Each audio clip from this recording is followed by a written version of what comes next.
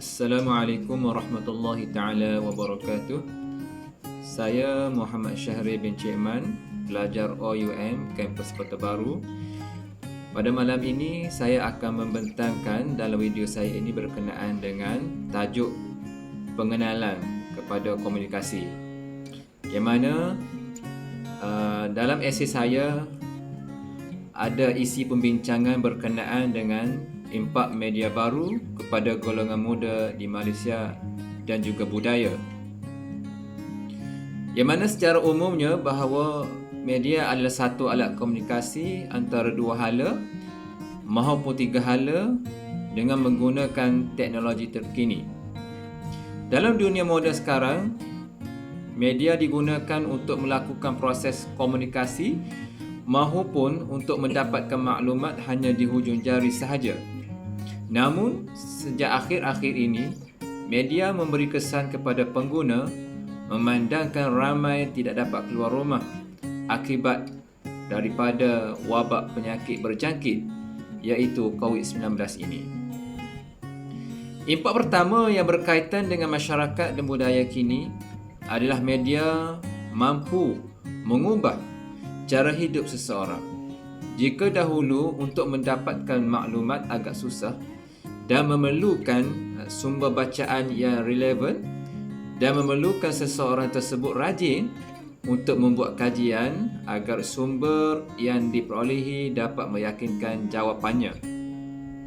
Tetapi kini, dengan adanya sumber media moden dengan menggunakan teknologi berasaskan internet ini,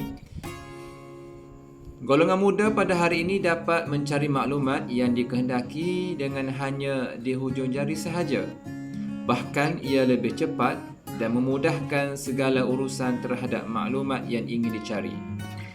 Media moden kini lebih cepat dan pantas, dan dengan adanya media baru, masyarakat pada hari ini tidak perlu bersusah payah mencari maklumat yang diperlukan di mana-mana.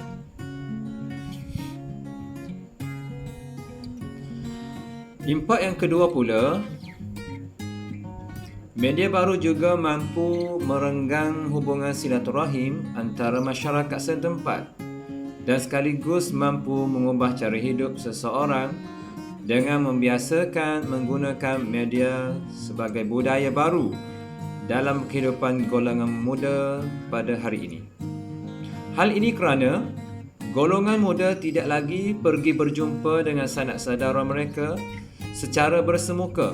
Bahkan mereka lebih menyukai menggunakan aplikasi terkini untuk berkomunikasi sesama mereka.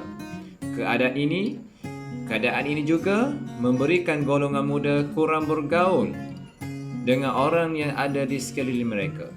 Golongan muda juga seakan-akan tidak menyukai menghadiri majlis kenduri yang ramai orang kerana mereka lebih mementingkan teknologi canggih berbanding menghadiri majlis tersebut. Justeru, media baru ini juga mampu memberikan golongan muda malu, menjadikan mereka malu untuk bercampur gaul dengan orang lain, berinteraksi dengan orang ramai kerana mereka sudah biasa menggunakan media elektronik berbanding bercakap. Selain itu, impak yang ketiga adalah ia juga mampu mengubah teknik berfikir terutama kepada golongan muda pada hari ini. Perkembangan media baru ini memberikan golongan muda lebih berfikir secara kreatif dan inovatif untuk melakukan sesuatu terutama yang melibatkan teknologi terkini. Semua aplikasi boleh dimuat turun oleh semua lapisan masyarakat dan ia bergantung kepada jenis kapasiti dalaman telefon pintar masing-masing.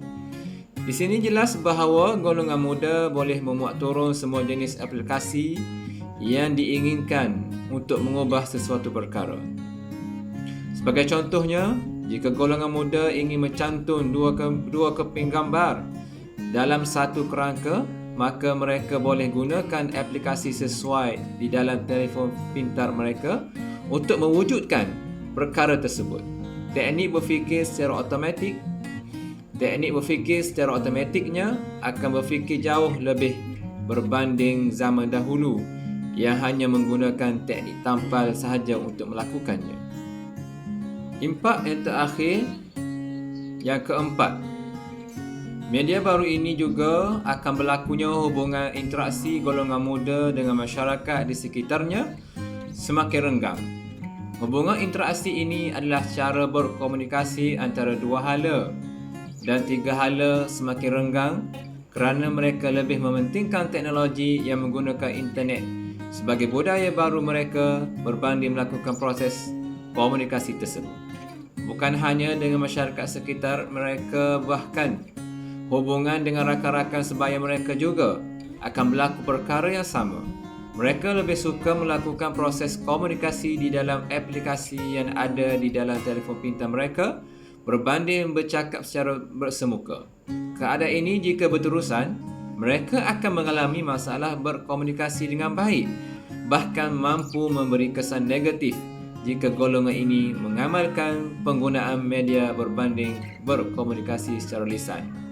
Secara kesimpulannya, impak yang telah dinyatakan adalah satu impak yang kerap berlaku dan akan berlaku pada golongan muda ini. Keadaan ini jika diteruskan, maka mereka akan kehilangan cara berinteraksi dengan orang ramai, termasuk keluarga dekat mereka, kerana mereka akan merasa malu untuk berinteraksi sesama mereka kerana mereka sudah biasa menggunakan media sebagai budaya harian dalam kehidupan mereka. Impak media baru sudah tentu memberi sebanyak impak positif, bahkan ia perlu dikurangkan terutama kepada golongan muda kerana mereka memerlukan aktiviti berkomunikasi yang jelas, terutama melibatkan orang ramai. Hal ini kerana golongan ini merupakan belia masyarakat yang akan bekerja suatu hari nanti. Sekian, terima kasih.